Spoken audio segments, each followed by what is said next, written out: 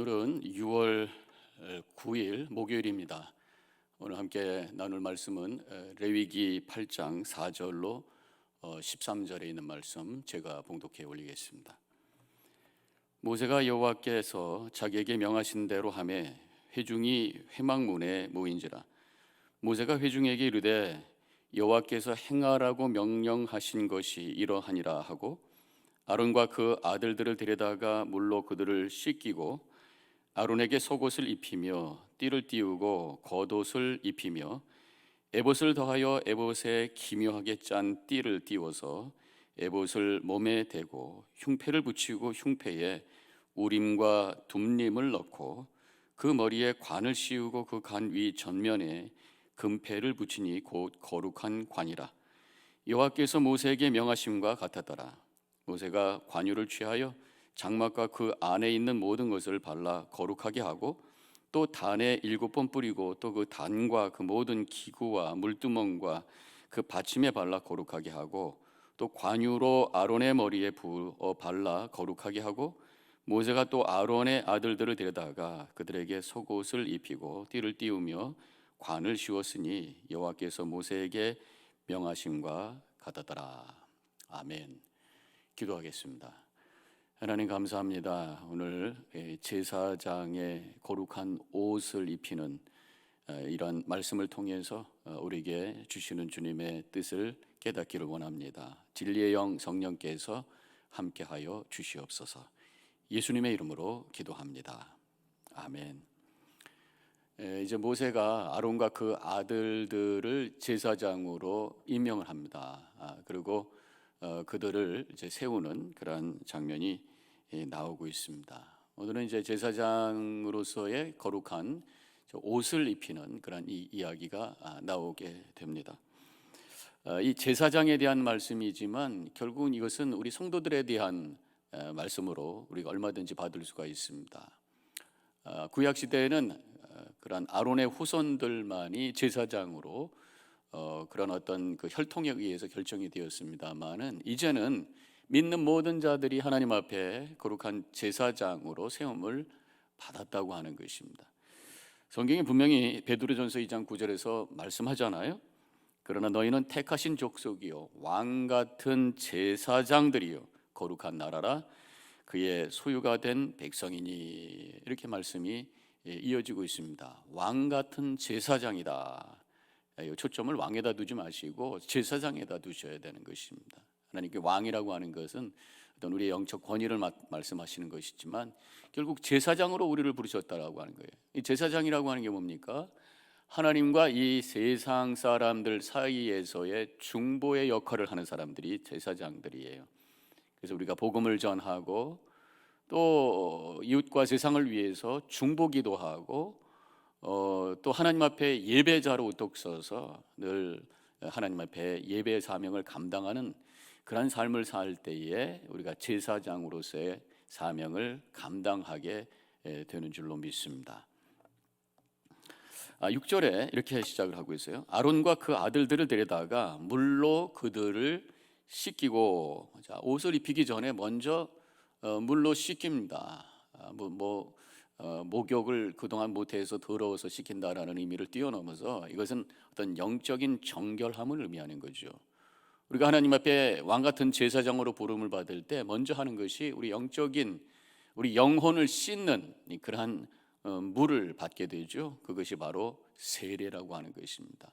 세례를 통해서 우리의 눈으로 하나님께서 우리를 정결케 하시는 은혜를 베푸셨다고 하는 것을 확인하게 됩니다.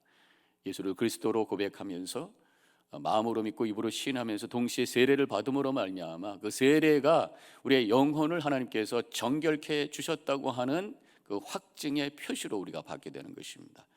그래서 늘 내가 세례 받았다고 하는 것을 기억하고 그 세례의 물이 오염되지 않도록 하나님께서 우리를 정결케 해주셨는데 오염되지 않도록 계속해서 그 거룩함을 유지하기 위해서 믿음 안에 바르게 살아야 될 줄로 믿습니다.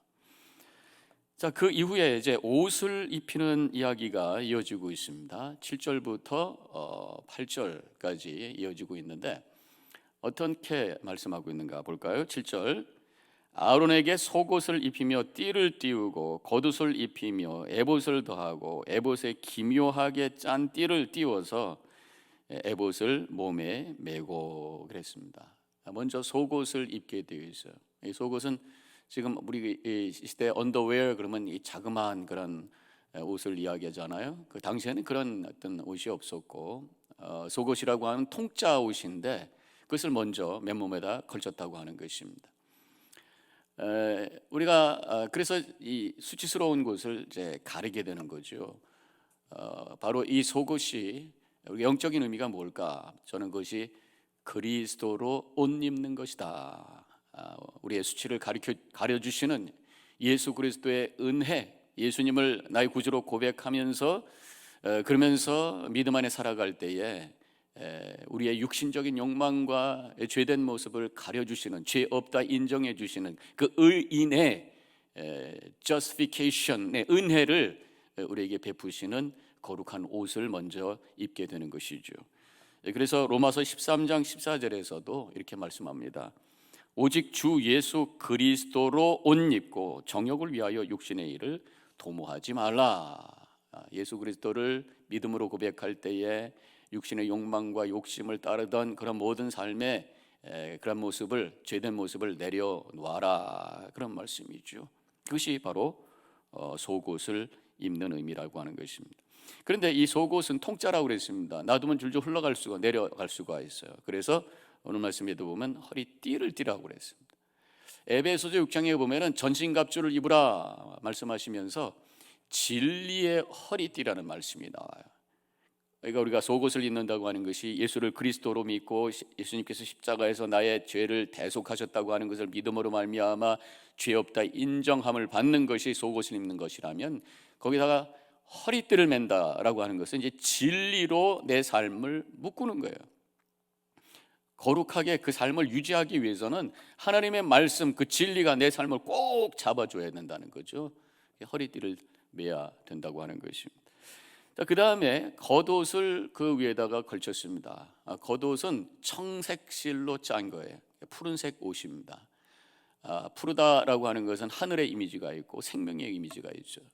하늘에 계신 하나님께서 세운 그러한 제사장이라고 하는 어떤 영적 권위의 의미가 이 겉옷에 담겨 있다고 하는 것입니다. 우리 성도들, 하나님께서 우리를 불러주셨어요. 내 노력으로 구원받는 것이 아니라 하나님께서 불러주시고 믿음을 주시고 은혜로 말미암아 우리를 거룩한 백성, 왕같은 제사장으로 삼아주셨어요. 그래서 우리가 믿음 생활할 때에 하나님이 나를 불러주셨다, 하나님이 나를 거룩한 그런 존재로 삼아주셨다고 하는 그런 영적 정체성에 대한 믿음의 고백이 있어야 되는 것입니다. 그런 영적 정체성을 말씀을 통해서 확신할 때에 자신감을 가지고 살아갈 것이고, 더 나아가서 이 세상의 영적 리더로서 살아간다는 것입니다. 저는 분명히 그렇게 믿습니다. 우리가 왕같은 제사장이라고 하는 것은 세상을 쫓아가는 세상의 팔로워가 아니라 세상을 하나님의 뜻으로 이끄는 리더, 영적 리더십을 발휘하는 거룩한 영향력을 끼치는, 그래서 하나님의 나라를 세워가는 삶을 향해서 나아가는 사람이라고 하는 것이에요. 하나님의 말씀을 통해서 주신 하나님의 비전을 가지고, 하나님 나라의 비전을 가지고 세상을 이끌어갈 수 있는, 세상에 하나님의 말씀을 선포할 수 있는 그런 확신과 자신감을 가진 그런 삶을 살아가는 것, 이 겉옷을 입었다라고 하는 것의 의미라는 것입니다. 그 다음에 에봇을 어깨 위에 걸쳤다. 에봇이라고 하는 것은 앞치마 같은 것인데 금색과 청색과 자색 실로, 그리고 거기에 배실로, 가는 배실로 만든 것이에요. 두꺼운 그런 정색, 청색, 자색 또 금색으로 짠 거에다가 가는 배실을 넣었다. 가는 배실. 금색은 왕의 어떤 이미지가 있어요. 청색은 아까 말씀드렸던 것처럼 하늘의 색깔, 하나님께서 우리에게 주셨다고 하는 영적 권위에 대한 말씀. 이 자색이라고 하는 것은 왕이 입는 색깔이기 때문에 귀한 존재다. 그래서 이 청색, 자색, 금색, 이것은 영적 권위를 나타내는 그런 부분이라고 말할 수가 있겠고, 근데 거기에 가는 배실이라고 하는 것은 겸손의 의미, 또 정결함의 의미가 있다고 하는 것이. 비록 우리가 왕 같은 제사장이다, 하나님이 나를 부르셨다라고 하는 그 영적 정체성을 가지고 영적 리더로서의 삶을 살지만 잊어버려서는 안 되는 것, 이것이 바로 하나님의 은혜로 내가 구원받았다고 하는 그런 믿음의 고백, 거기서 겸손함이 나오고 또 진실함이 나오는 그러한 삶을 살게 된다고 하는 것이, 그것을 잊어서는 안 된다는 거죠.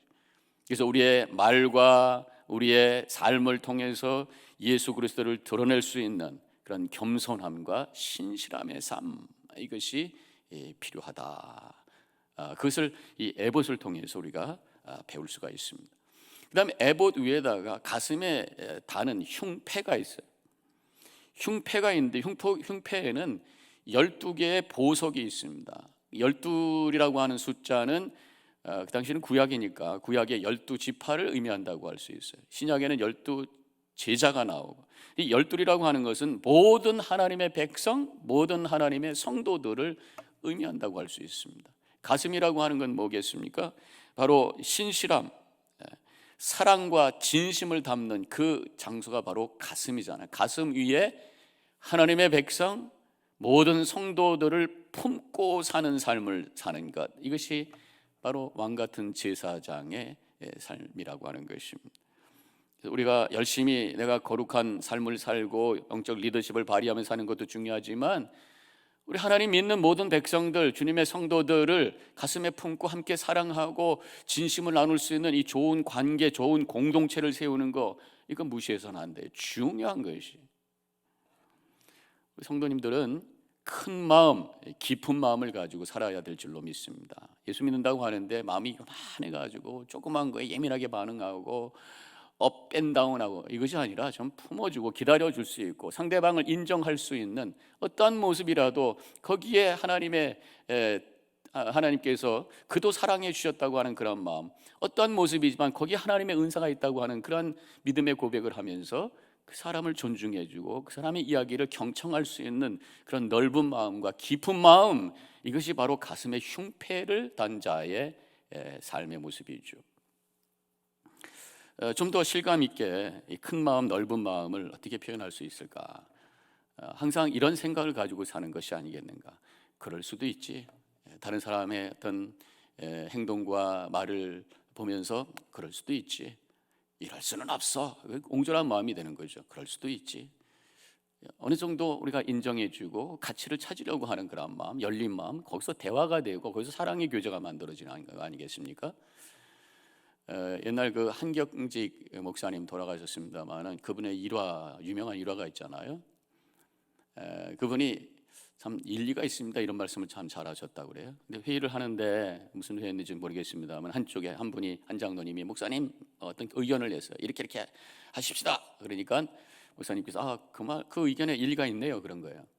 근데 또 한쪽에서 그거는 안 됩니다, 그렇게 하면은 문제가 있습니다, 반대를 막 합니다. 그랬더니 목사님은 그 말씀도 일리가 있는 것 같네요, 그렇게 얘기했어요. 그랬더니 또 제3의 장로님께서 목사님 이것도 일리가 있다, 저것도 일리가 있다, 그건 어찌가 된 말씀입니까? 그랬더니 그 말씀도 참 일리가 있구먼요.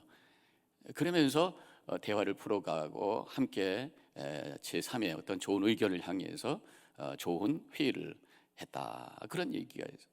상대방을 향해서 마음의 문을 열고 그 가치를 인정해주고 그 사람의 은사를 찾아주고 격려할 수 있는 그 깊은 마음과 넓은 마음이 있을 때 하나님의 은혜가 흘러가는 큰 통로로서의 삶을 살게 되는 줄로 믿습니다. 그 다음에 이제 마지막에 보면 우림과 둠림이라는 게 나와요. 흉패 속에 우림과 둠림을 넣었다, 그런 말씀이 나오는데, 그것이 뭘까? 우림이라고 하는 말의 뜻은 빛이라는 의미가 있고, 둠임이라고 하는 말의 뜻은, 이거 지금 성경의 원어죠. 무슨 한자어도 아니고 영어도 아니고, 우림, 둠림이라고 하는 것은 그 원어를 그대로 갖다 표현한 건데, 우림이라고 하는 것은 빛이라는 뜻이고, 둠임이라고 하는 것은 어둠이라는 뜻이다. 성경에서는 그게 어떤 것인지를 정확하게 묘사하고 있지는 않지만 성경의 어떤 컨텍스트를 통해서 알 수 있는 것은 하나님의 뜻을 분별하기 위한 어떤 돌조각, 마치 주사위 같은, 주사위는 아니겠죠. 육각형으로 돼가지고 1, 2, 3, 4, 5, 6 그건 아닐 텐데, 아마도 이 어둠과 빛 얘기하니까 까만 돌과 하얀 돌, 뭐 등등 해서 하나님의 뜻을 찾기 위한 하나의 방법을 그것을 가지고 사용한 것이 아니겠는가, 그런 생각을 해 보게 되죠.